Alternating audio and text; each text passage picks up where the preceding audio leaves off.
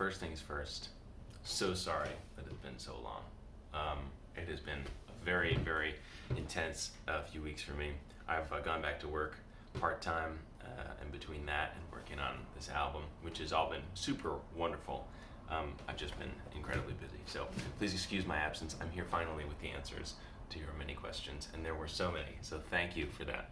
I don't have a desk, so I'm going to be resting my laptop on this reflection filter, which I use to record most of the vocals for the album. Put this right here.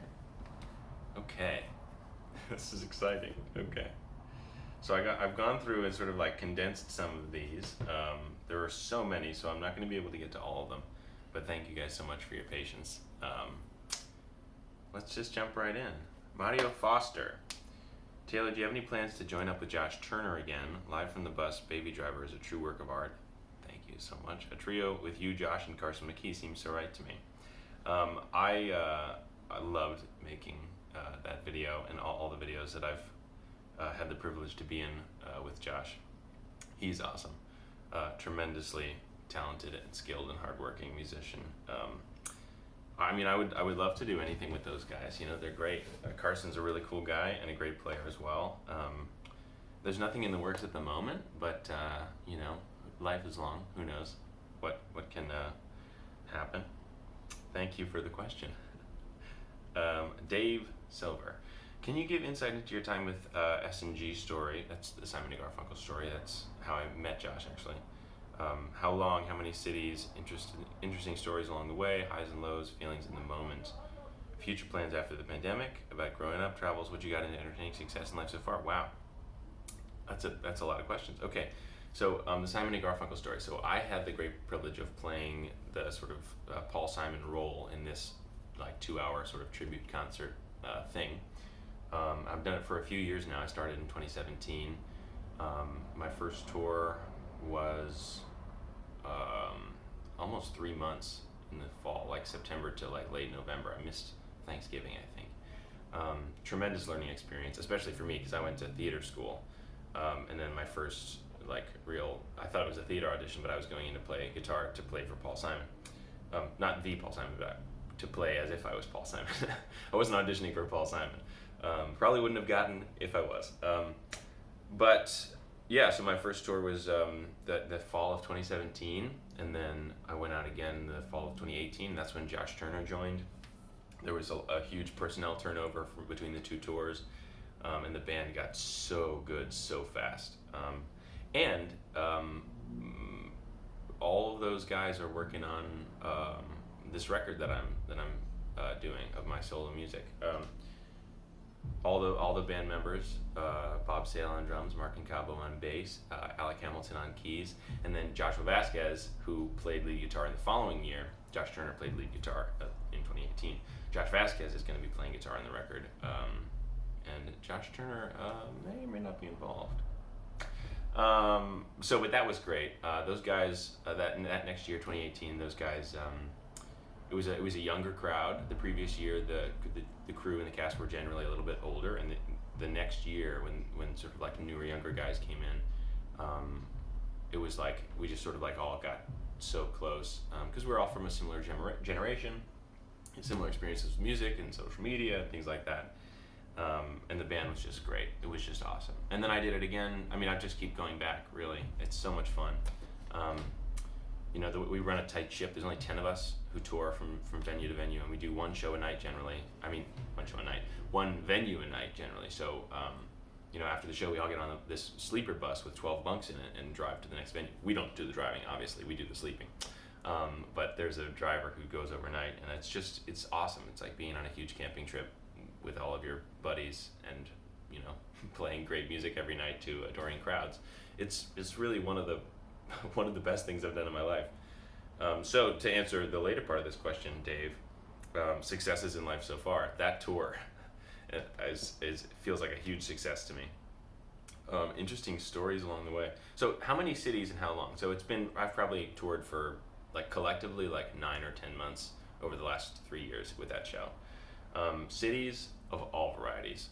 We have never played in New York City, but we played in Chicago, Los Angeles, San Antonio, places all over the United States and all over Canada. Interesting stories along the way. I mean, lots of stuff happens. We've had bus breakdowns. One night on this last tour, half the PA went out in the venue, and we played the whole show in mono. And I'm sure that it was not tremendously good sounding. We played our hearts out, but I don't know if it came through. So there's lots of fun stories about it. I could do a whole video just about stories from Simon and Garfunkel. Let's see. Future plans after the pandemic. You know, I don't know. I think it's kind of hard to make plans at this moment. So much going on, so much up in the air. Hopes and dreams, definitely. Plans? I don't know. Okay, I think I've answered pretty much all those questions. Okay, Isolde asks, if you saw yourself from someone else's point of view, what would you think of yourself? Man, that's a great question. A difficult question though, because depending on the state of mind that I'm in any given day, I think I could come across any sort of different way. And also, whose point of view? Whose point of view is it that I'm viewing myself from? You know, I don't know if I can answer. Renato Mendez, what is your path in music? How do you learn to play? Any tips for beginners like me? For me, it was about playing songs that I was into. So I played lots of instruments as a kid. I started on piano, and I just couldn't deal with practicing, couldn't deal with reading music. I can't really read music. I switched to clarinet, and then I switched to saxophone. I played all sorts of different stuff. And the reason I kept switching was because I didn't like the music I was playing. You'll come to find this about me, and I'll probably circle back to this later in the video. I'm a very, very picky music listener. And, you know, I couldn't get down with the music that I was being asked to learn in these lessons. And so the reason I settled on guitar, I think, is largely because I could write my own music, and I could, in like a self-teaching environment, you can pick what you want to listen to, pick what you want to play, and just play that. So that's what I would recommend, is play the music that you like to listen to, you know what I mean? And definitely focus on technique, because that'll help you play that music better. But throw in, I would say, a fair proportion of your playing time should be playing music that you like, and writing music if you're into that. But yeah, those are my tips for beginners. And how did you learn to play? My older brother was a tremendously good guitar player when I was a kid. He gave me lessons for a few months, taught me some stuff about music theory, and then from there it's been a matter of, like, you know, I mean, self-taught is not the word that I would use, because I grew up watching, like, with YouTube at my disposal, and there are so many guitar tutorials out there. Like, almost any song you can think of, somebody at some point in the last like 10 or 15 years has probably posted, if not a tutorial, then like a guitar cover where like you can see both of their hands, and you can sort of pause it and pick out what they're doing. And that's how I learned a lot of the music that I listened to, and a lot of the music that I began to play. Okay, Danilo Venturini, I'd like to know, what do you like to do in your free time? Does your solo album and or the new album have a name yet? In my free time, recently I've gotten super into biking. So I live in New York City, in Harlem, and I work in Chelsea, which is about 7 miles south of me. And because of everything going on with the pandemic, you know, my lifestyle is obviously very different now, but I was looking for a way to avoid taking the train. Not necessarily because it's super risky, but because it's super unreliable these days. And man, just biking around the city has been enormously fun, so enriching. It's just like great. Like, you get off and you feel so nice, just because your body's been moving and working, and you're breathing, and like every breath in and out is like you're sort of like rinsing out like your day. It's great. And a lot of cooking. I'm like way into cooking. And my day job, I mentioned that I returned to working part-time. My day job is I work in coffee. I work as a barista. And so like that's definitely a hobby as well. You know, I got into coffee before I started working as a barista, and you know, I'm very much a coffee guy. Also, Josh Turner really got me into wine. Before wine, I was definitely a whiskey guy, like really big fan of whiskey, bourbon. There's a great blend called Tin Cup, Colorado High Rye and Indiana something, but it's delicious. Anyway, but then, you know, touring with Josh Turner, Josh is an enormous wine, not he drinks a lot of wine, but he's like a very knowledgeable wine drinker, and that's really fun. If you have a pal who's like, now taste for the bananas Foster. Well, that's more of a whiskey tasting note. Like taste for that like bright acidity. Yeah, that's because of this. Like that makes wine drinking really really fun. So hang out with Josh if you can. And does your solo album have a name yet? It does. It does. It's a funny story actually. So I spent a few months in Virginia with my partner's family, and I would go on walks every day. They live in a house that's sort of got like a golf course built in the neighborhood, like throughout it. And so, but the golf course has been decommissioned, so you can sort of just walk along the golf cart path, and I would do that every day. And it just came to me one day, this phrase, like "my father before me." I think it was a book maybe that my dad read that was impactful to him. And so that's what I decided to call the album, "My Father Before Me." And I really like it. I like what it means to me.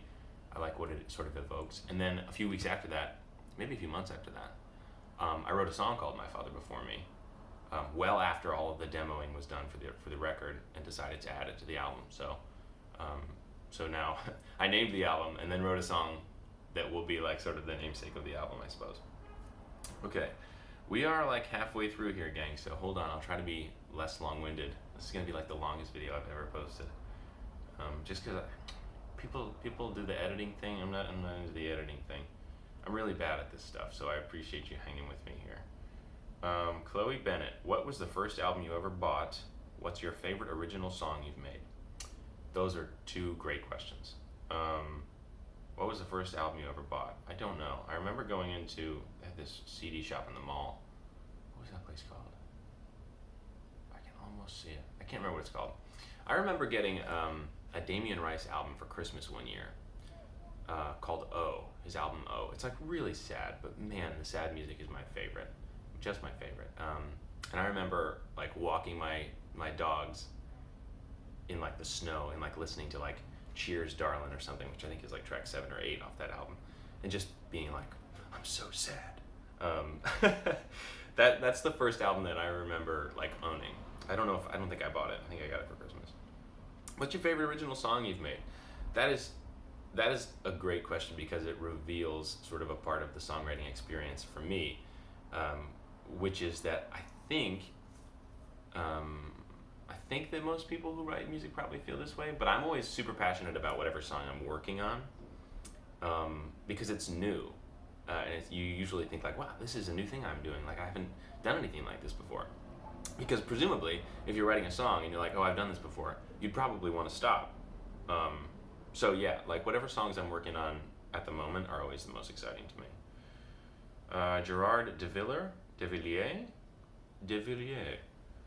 Can you tell us how long you've been playing music and who are your biggest influences? I've been playing music since I was like 4.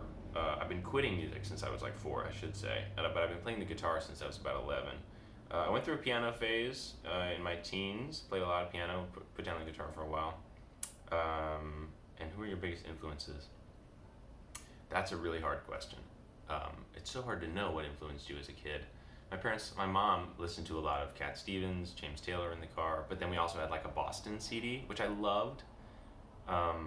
Peace of Mind, that riff.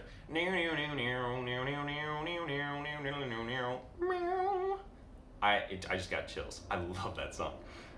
So yeah, Boston. Then my brothers introduced me to like Fall Out Boy as a kid, and then my older brothers really loved like Metallica. My brothers were in a metal band. They got pretty successful, so I was like 7 years old, like standing in the front row of like garage shows, like watching my brothers play. So I don't know. And then I got super into John Mayer. Recently I've been listening to Theo Katzman, who I love. If you don't know Theo Katzman, check him out. He's awesome.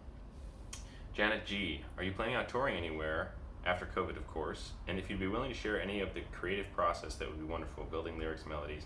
How do you come up with the ideas for your songs? I would love to tour again. Touring has been some of the best times of my life, and being able to do it with original music would be even better. So knock on wood. There's a dresser right here that you can't see. Creative process. That's gosh. So the creative process for me, I was actually just talking to Josh about this the other day. So it sort of happens one of two ways. Either I'll be fiddling around on the guitar and play something that I like, or I will be learning someone else's song, maybe a new technique, or maybe a new part of the neck that I haven't played a particular note, or a particular chord, and I'll be like, wait, this could lead me somewhere, and I'll follow that. Or sometimes I'll just like think of lyrics or melodies like throughout my day, and voice memos and note taking on the phone have been a huge boon to my songwriting. Did you grow up in a musical family? Jerry Bean asks. I did. I'm the youngest of 5 boys, each of whom played an instrument. My oldest brother played electric guitar for a little while. My second oldest brother is the one who taught me to play guitar, or gave me lessons for a while. And he probably got the most serious about music. My middle brother played drums. I have a twin brother who is amazing, who played classical violin for like 15 years or something. Yes, and I've always played music, so I did grow up in a musical family. Very fortunate. SB, what does your tat say? So I have this tattoo. It's my only one so far. I don't know. I don't know if this is going to be mirrored or not, but it says whichever one you feed, which is a reference to this book. The sword is the reference to the book, and I think the phrase is not really originally from the book, but it's a book called Rules for a Night, and it's the phrase is sort of a metaphor for light versus dark, kindness versus fear, stuff like that. It means a lot to me. Baptiste Blett, tell us about those glasses of yours, please, kind sir. I've had these glasses for 4 years, I think. I'm not the sort of person who would benefit from having multiple glasses to accessorize outfits with. That would be far too stressful for me. But I got these from a website called Coastal.com, and I think they were $30. It's funny, I got someone at my job the other day complimented me on my watch. He was like, man, that's a great looking watch. This is a Casio watch that I got for $25 on Amazon. So I guess I've got a good eye. I'm not sure how to pronounce this one. Donald Ryan, 2001. Led Zeppelin or The Doors? Led Zeppelin. Greg asks, Taylor, are you in NYC? And if so, how are you dealing with the lockdown? Also, did the pandemic affect touring plans with the Simon & Garfunkel show? I am in NYC. I would say I have better days and worse days with the lockdown. I had to bring my bike to the bike shop I was hoping it was going to be a couple days. It ended up being like 10 days. And that was tough because that was sort of like my primary diversion and form of exercise and way to get fresh air and stuff. So I struggled there for a bit. But generally speaking, having this project to work on with people that I love and trust, I think I'm doing okay. I think I have a lot to be grateful for during this time. Bruce. Oh, sorry, I didn't finish answering Greg's question. Did the pandemic affect touring plans? It did. Simon & Garfunkel's story had to reschedule basically a whole year's worth of touring. So hopefully we'll be able to follow up with that and keep going next year. Now, Bruce. Sorry about that, Bruce. A little false alarm there. Do you have any formal education in music, or did you just pick it up on your own? I do have some formal education in music. As I mentioned, I've played a lot of instruments over the years, quit a lot of instruments over the years. I cannot really read music. I understand conceptually how it works, but I can't really do it. Maestro 3000 asks, do you sing in the shower? Not generally, no. But I usually have a song playing in my head, so it's possible that I'm singing and not knowing it. I went on vacation once, and my cousin, like 3 days in, was like, would you shut the hell up, please? Because apparently I'd just been singing absentmindedly the whole time. And Maestro 3000's follow-up question is, how would you describe the music you create? I don't know. It's hard to say. A lot of people, I didn't realize this until people started listening to my music, but apparently it's rather sad. I guess lyrically speaking, it's rather sad. But I think musically speaking, most of the time it's generally sort of upbeat. But definitely like singer-songwriter stuff. I heard a term yacht rock recently that is used to refer to stuff like, I guess, Jackson Browne and the Eagles and maybe Boston. So if my music has some strong influence from Jackson Browne, I'd be proud of that. I love Jackson Browne. And I only just recently got into him about maybe a little over a year ago. I got to see him in concert, and like before going, I was like, I better brush up. And boy, was I glad to brush up. That guy is awesome. Okay, anyway, that's it. That's all I got. that's the whole kit and caboodle, gang. I so appreciate you being here. If you made it all the way this way, thank you. I know I have a tendency to be a little long-winded. Um, I'm hoping to keep going here with the videos. I don't know how regularly it's going to be happening because things are definitely picking up for me. Been very busy recently, but I'm gonna give it my all. And then keep an eye out for this album. I'm really excited about it. I think it's gonna turn out really well. I've been really amazed by all the work that everybody's doing on it, and I'm really grateful for that. So I think it's gonna be really cool. And you know, hopefully I'll have another one of these puppies going soon.